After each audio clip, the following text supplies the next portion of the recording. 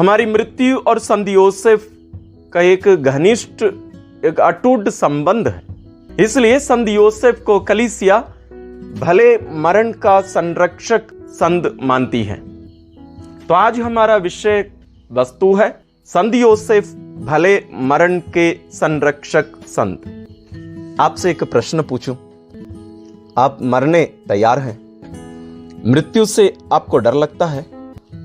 आप किसी मरते हुए व्यक्ति के पास खड़े रहे हैं, यानी आप साक्षी बने हैं किसी की मृत्यु का। उनके मरते हुए देखकर आपको क्या लगा? डर लगा? मैं अभी तक एक व्यक्ति की मृत्यु का साक्षी बना हूं। वो है मेरे पिताजी। मैं उसका थोड़ा जिक्र करना चाहूंगा।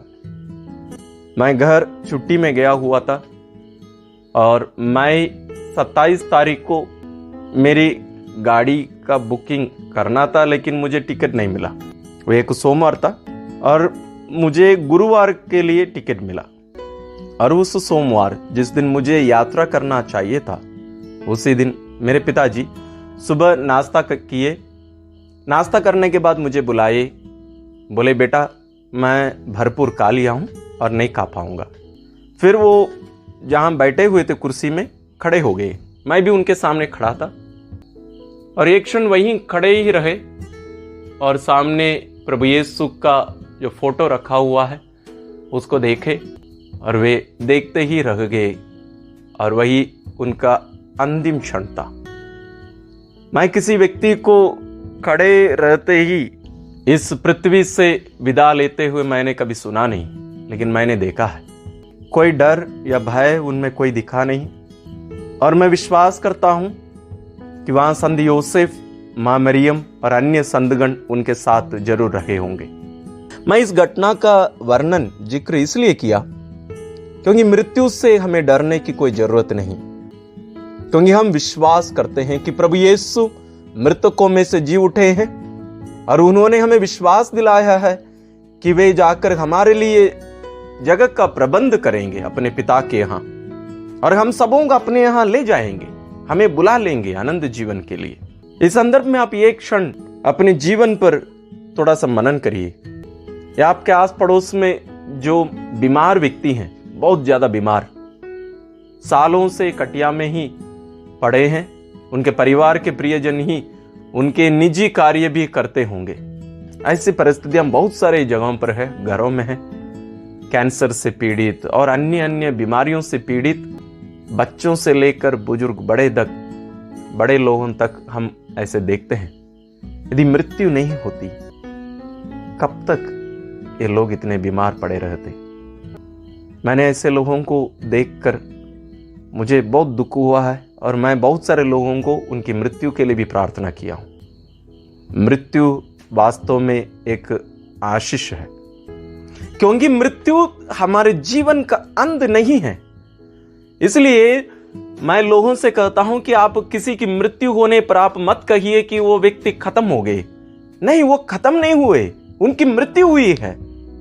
तो मृत्यु क्या है? हम विश्वासियों के लिए, विशेष रूप से यीशु में विश्वास करने वालों के लिए मृत्यु एक प्रारंभ है, एक शुरुआत है। किस प्रकार का शुरुआत? एक मां जो गर्भवती है, उनके गर्भ में रहने वाला वो शिशु उस दुनिया में, मां के उस गर्भ रूपी दुनिया में वो पलता है। वही उसके लिए एक दुनिया है। वो बाहरी दुनिया को जानता नहीं है कुछ भी। जरूर वो एहसास करता है, लेकिन उसको कोई जानकारी नहीं। और एक दिन उसकी मृत्यु हो जाती है। ठहरिए, मृत्यु का मतलब जन्म है, क्योंकि वो उस दुनिया को अलविदा कर दे रहा है। लगभग 9-10 महीने वो जिस दुनिया में जीवित रहा, उस दुनिया को अलविदा कहकर उससे बढ़कर, उससे बड़ा एक दुनिया में वो जन्म लेता है। और इस दुनिया में जहां हम अभी हैं, यहां कुछ साल तक ना 82 साऊ जैसे भी हो रहता है और इस दुनिया को अलविदा कहता है और एक तीसरे दुनिया में प्रवेश करता है। आप उस समय सीमा को देखिए, 9 से 10 महीना, यहां लगभग 80-60 जो भी उम्र है, इस दुनिया में रहकर पूर्ण व्यक्तित्व प्राप्त करता है और उसकी मृत्यु हो जाती है, यानी उसको दूसरे दुनिया में जन्म होता है। देखिए, उस बच्चे का मां के गर्भ में जो जीवित रहा, उस दुनिया को अलविदा कहना, एक प्रकार से इस दुनिया में उसका जन्म, लेकिन उसके मां के गर्भ के लिए अलविदा, यानी उसकी मृत्यु। उसी प्रकार इस दुनिया से हम दूसरे दुनिया में, यानी ईश्वर के यहां जब हम जन्म लेंगे, उस दिन, उस क्षण हमारी मृत्यु है इस दुनिया के लोगों के लिए, लेकिन उस दुनिया में रहने वाले लोगों के लिए वो है आनंद जीवन। तो यदि हमें आनंद जीवन चाहिए तो हमें मरना ही होगा, लेकिन हमें डरने की जरूरत नहीं, लेकिन हमें सतर्क रहने की जरूरत है, हमें तैयार रहने की जरूरत है, हमें मरने के लिए तैयार रहने की जरूरत है, क्योंकि हमें किसी को भी नहीं पता है कि हम कब मरेंगे। क्या आपको मालूम है कि आप कब, कैसे और कहां मरेंगे? मुझे तो नहीं पता। इसलिए हमें हमेशा सदा तैयार रहना जरूरी है। लेकिन संत योसेफ को माता कलीसिया भले मरण का संरक्षक क्यों मानती है और हमें सहयोग प्रदान करती है उनके द्वारा? क्यों? क्योंकि संत योसेफ के जीवन में हम देखते हैं वो अपने जीवन काल में स्वयं ईश्वर की सेवा की, जो ईश्वर मनुष्य बनकर इस पृथ्वी पर आए थे, प्रभु यीशु की, और धन्य कुंवारी मरियम की सेवा किए। उनके जीवन भर वही दूसरों के लिए जीवित रहे, और उनके अंतिम क्षणों में, यानी इस दुनिया में उनके अंतिम क्षणों में जरूर वे मां मरियम और प्रभु यीशु के हाथों में ही अपना अंतिम सांस लिए होंगे, उनकी मृत्यु हुई होगी। एक अच्छी और एक पवित्र मृत्यु, इसलिए उन्हें भले मरण का संरक्षक माना जाता है। इस दुनिया में संत योसेफ को छोड़कर इस दुनिया में ऐसा किसी को भी यह अवसर, यह सुअवसर करना चाहिए, किसी को भी नहीं मिला है।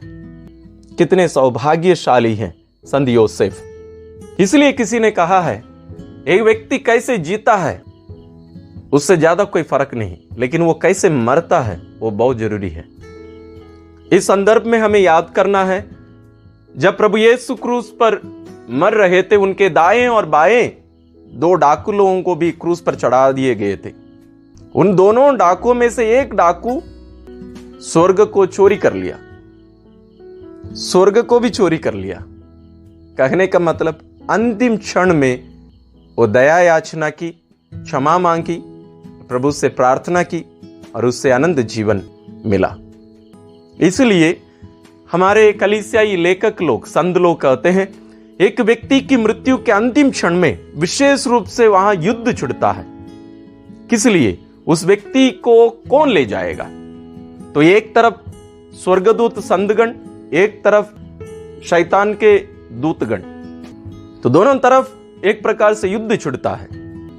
तो उस समय में इसलिए कलीसिया कहती है कि एक व्यक्ति की मृत्यु के समय हमें उस व्यक्ति से एक प्रकार से उस व्यक्ति को सांत्वना देना और उसको मदद करना, अपने आप को ईश्वर के हाथ में अर्पित करने का।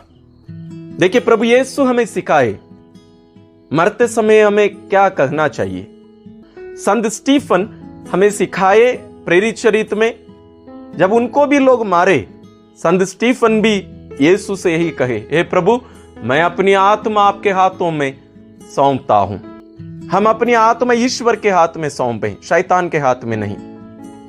उसके लिए संत योसेफ और अन्य संतगण हमारी मदद करते हैं। तो हमें हमेशा तत्पर रहना चाहिए, यानी हमें हमेशा तैयार रहना चाहिए, क्योंकि ना तो आपको मालूम है, ना मुझे मालूम है, ना और किसी को मालूम है कि आपकी मृत्यु या हम हर एक की मृत्यु कब होगी।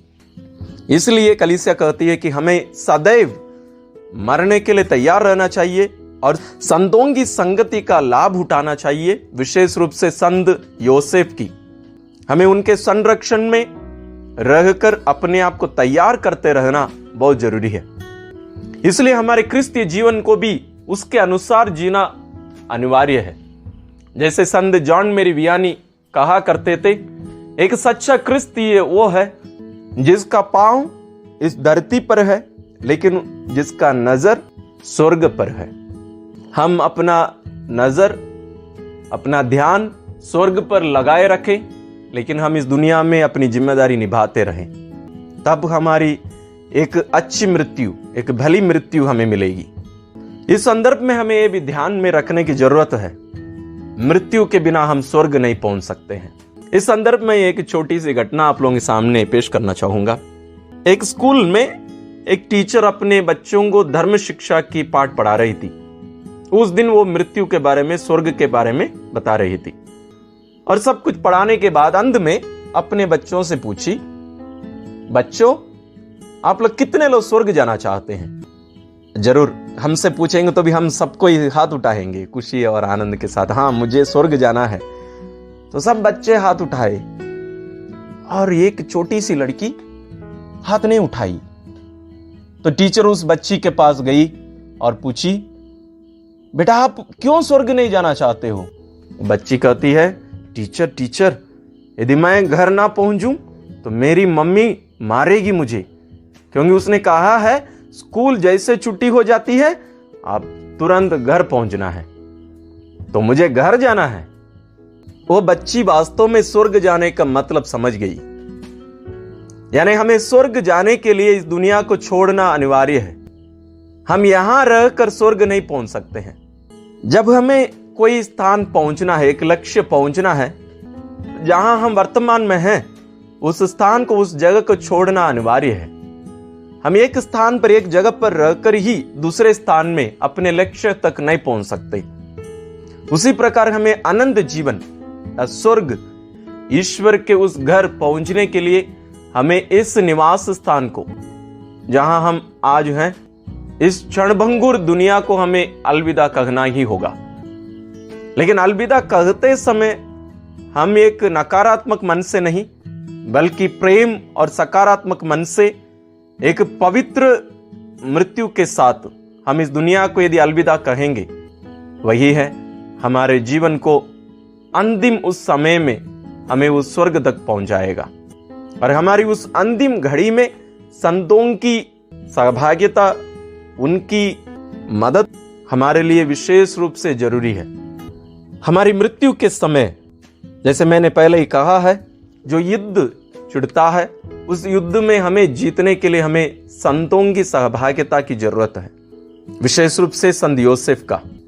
हम उनके संरक्षण में रहें, उनसे प्रार्थना करते रहें और अपने आप को तैयार करते रहें।